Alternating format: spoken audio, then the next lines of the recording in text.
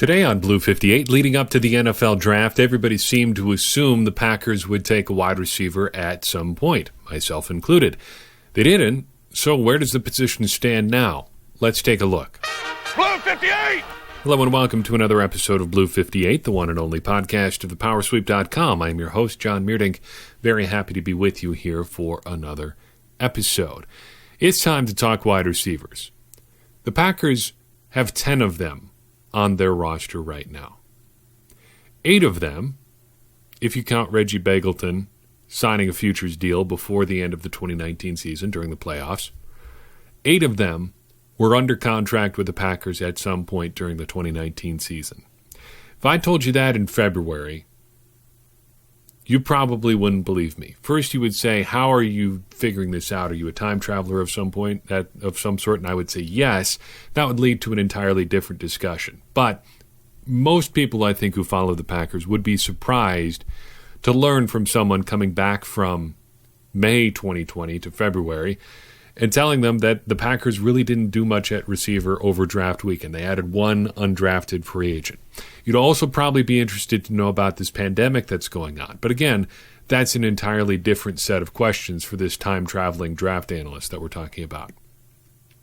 I think no matter how high you are on the guys the Packers had on their roster last year at receiver, it's still kind of weird as an approach to roster building to look at a receiving core or look at a group of guys that you've had at some point throughout the season and say, hey, Davante Adams, Allen Lazard, Marquez Valdes-Scantling, Equanimous St. Brown, Jake Kumerow, Darius Shepard, Malik Taylor, I think we're pretty much there. That's basically the group that I want to have. To me, that's a little bit strange. And the Packers, apparently that's what they thought because they only added Reggie Begelton, Devin Funchess, and Darrell Stewart to that group. That's not a lot of roster turnover at a position that was, I think, suboptimal at best for the Packers. Was it making the team actively worse? I don't know if I want to go that far.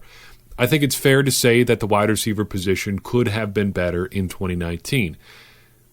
The Packers did not agree because they only added Devin Funchess, Reggie Begelton, and Darrell Stewart.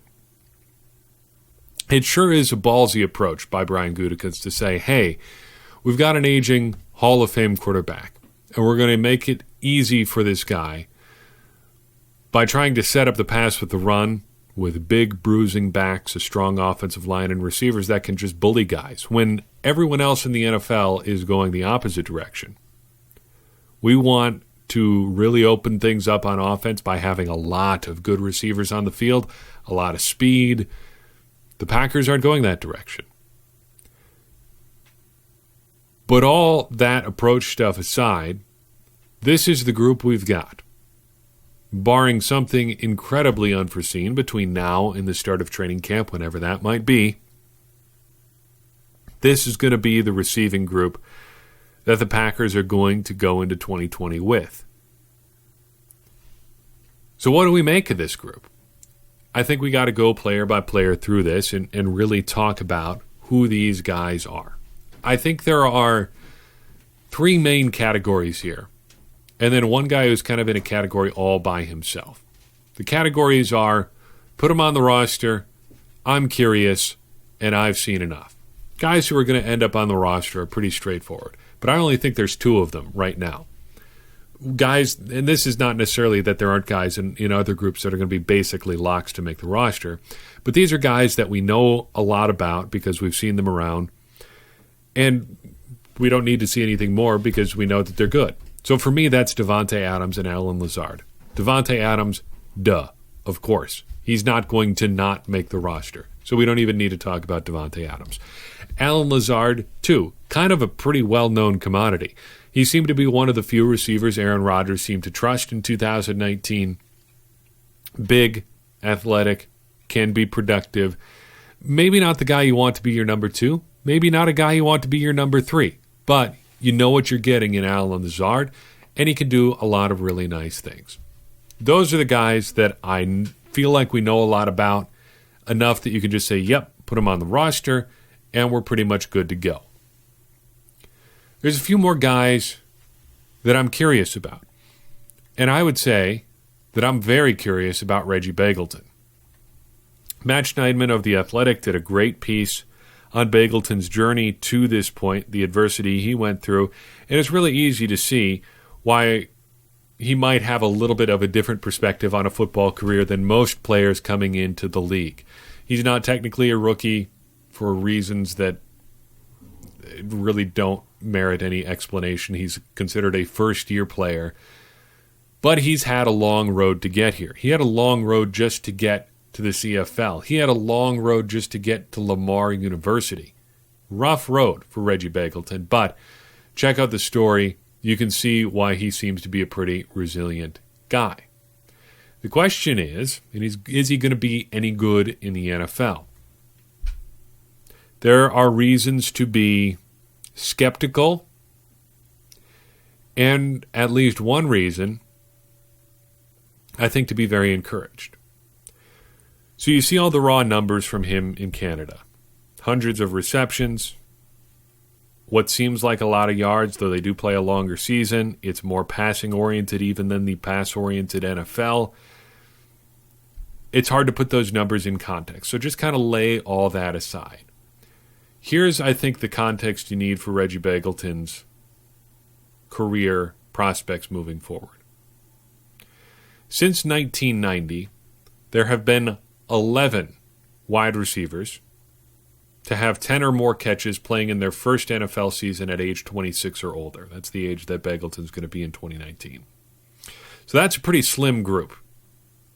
Since 1990, 30 years of NFL football, just 11 guys have only had 10 catches, at least 10 catches, playing in their first NFL season at age 26 or older.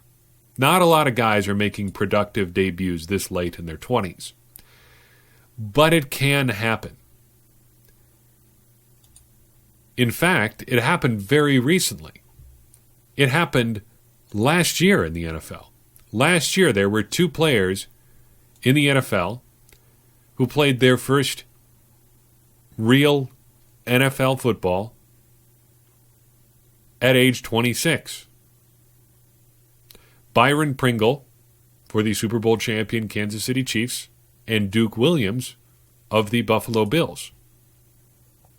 Pringle had 12 catches for 170 yards and a touchdown. Williams had 12 catches for 166 yards and 1 touchdown, and he did it in just 4 games. And also catching passes from Josh Allen, or whoever happened to be playing quarterback in Buffalo whenever he finally made his debut last season. The point is, it can happen.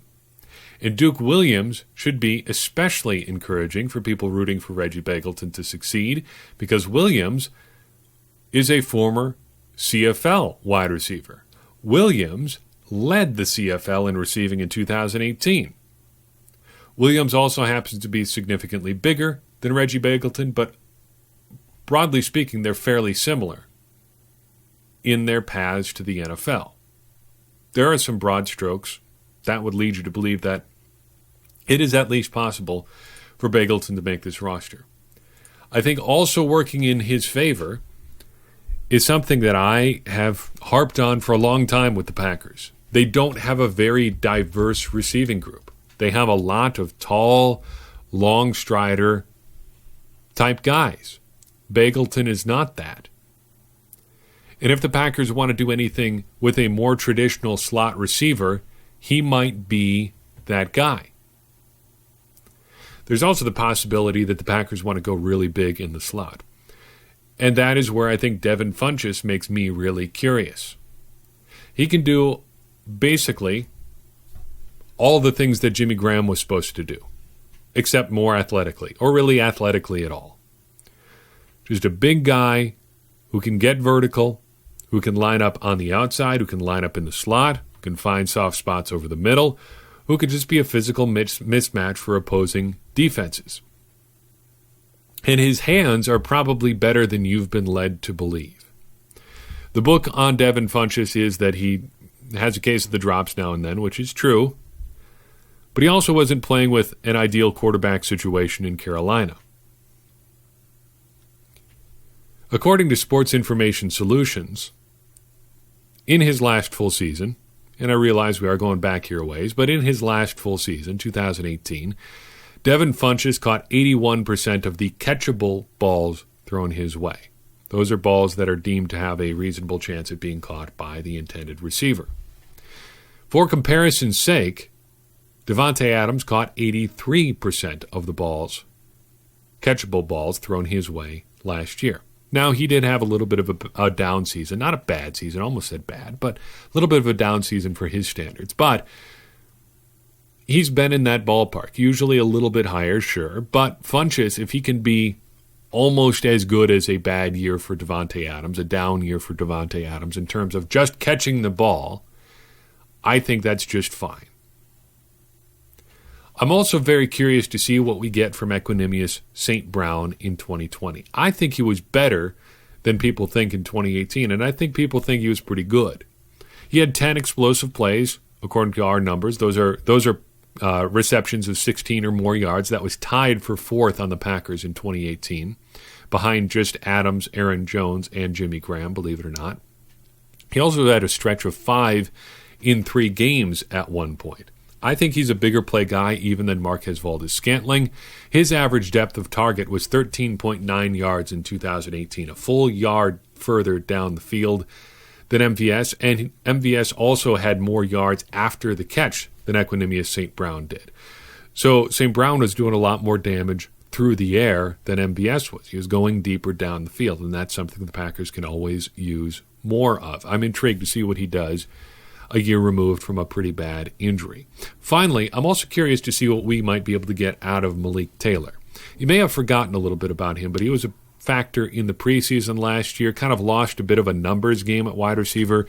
He wasn't Davante Adams, he wasn't a draft pick, and he didn't have much in the way of return abilities. That puts you on the outside looking in a crowded wide receiver group. But he's a good athlete, 8.32 relative athletic score. That puts him in the elite category. Just to put a finer point on it, ran a 4.46 40-yard dash, not too shabby. The next category is guys from whom I think I have seen enough. Start this off with Darrell Stewart. Yep, rookie, coming in. He was not wildly productive in college. He is not an overwhelming athlete. I think I've seen enough to know that he's probably not going to crack the 53 here. I've also seen enough from Darius Shepard. Fun story last year. Yeah, he can do some stuff in the return game as a punt returner. Probably got the short end of the stick the way that Sean Menenga was approaching things with his punt return game last year. So what? He is not as fast as Tyler Ervin. He cannot contribute in the run game like Ervin did. He's not as good of a punt returner as Tyler Ervin. I would just rather have another running back if we're at the point where we're talking about Darius Shepard. Finally, I think I've seen enough from Jake Kumerow. This is not to say Jake Kumerow is bad or that the cult of personality that follows him around on the internet should be disturbed by what I'm saying about him in any way. Please don't come after me about Jake Kumerow. I think I've just seen enough. He seems like he just is what he is as a player. And if you're looking to tap into his ceiling, at this point, I think you're pretty much there already. How much better is he going to be than he was in 2019? Sure, maybe he has more with more opportunities. Yes, they definitely should have been giving him opportunities ahead of Geronimo Allison, but I've seen enough. He may end up on the roster, he may not. I'm just not going to get excited about it either way. Finally, in the final category, all by himself, is Marquez Valdes-Scantling. And concerning Mr. Valdes-Scantling, I will say I honestly don't know. Because you can look at numbers that make him seem like a guy who just is right there on the edge. You can look at other numbers that make him seem like a guy who is a one-trick pony who doesn't do his one trick all that well. The truth is certainly somewhere in between. That's how these things always work, right? The problem is he's going to have a very limited window to figure it out in 2020. Now, things have been changing with how this pandemic situation is shaking out. That is to be sure. But I think it seems somewhat unlikely that everything gets underway exactly how it's supposed to this season. We may have a shortened training camp. There may be nothing resembling training camp at all. You're going to have to ramp up pretty quickly. And how confident are you about a guy whose playing time dwindled to practically nothing down the stretch last year, on a team that seems more and more run-focused, is going to get enough opportunities to really figure it out if he hasn't done something significant on his own already? I think it's a big ask for Marquez Valdes-Scantling to be more than he was in 2019. But I also think he can do it, because I think we've seen good evidence before of guys figuring things out fairly late in their Packers career.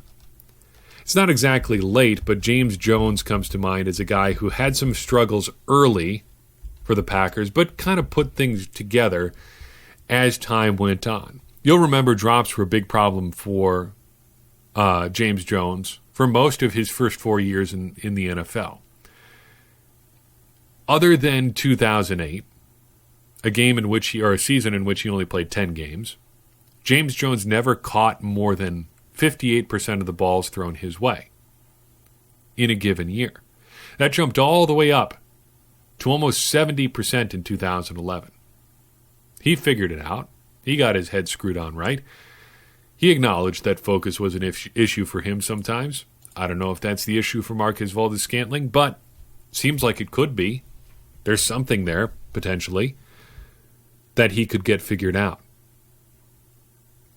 Whether or not he will, in what I think we can all agree is a bit of an unusual situation, is a potentially big obstacle. So I honestly don't know what to think about Marquez Valdes-Scantling heading into this season. He is heading into his third year. And this is where I want to take an opportunity to plug a piece that should be coming out either late this week or next at acmepackingcompany.com. I'll also have part of it linked at thepowersweep.com. I'm going to try to start doing that with stuff I publish over there. Just give you a snippet there just to keep the site a little bit more fully populated with content. But this gets trotted out all the time. The idea of wide receivers in particular making a third-year leap. It's something that Mike McCarthy talked about a lot, guys putting it together in their third year. I've been trying to pull together a little research to see if it's true or not. Full disclosure, I went into it thinking I was going to disprove the idea that it even existed. Having poked around a little bit, I think there is reason to believe it might exist, that it might be something that you can look for as a fairly reliable trend. There are some caveats. And I'll give you some of the data right now. This is, of course, just looking at Packers wide receivers. But since 1990, the Packers have drafted 44 wide receivers. Of those wide receivers, 21 have played long enough to give us 3 years' worth of data with the Packers. They've played long enough for us to see whether or not they can actually make a jump in their third year. Among those 21 wide receivers, there is a bit of a trend line that points towards a bump up in production around year 3, even stronger in year 4. On average, these 21 receivers we're talking about averaged about 14 catches in year 1, 28 in year 2, 37 in year 3, and then 53 in year 4. That's a fairly good average. Now, the bad news is this is a pretty limited group. As I've already pointed out, more than half the numbers are getting thrown out. Half the receivers are getting thrown out, so they weren't any good to begin with. They didn't even make it through their first year or into their second year. It's also worth pointing out that another 8 or so of those 21 receivers never made it above 30 catches. All right? So it wasn't like their third-year leap was into some sort of hugely productive season. You're also getting significant increases in the average from guys like Greg Jennings, Devontae Adams, Javon Walker, Antonio Freeman. All of those guys had 75 catches or more. 2 of them had 80 catches or more in their third year.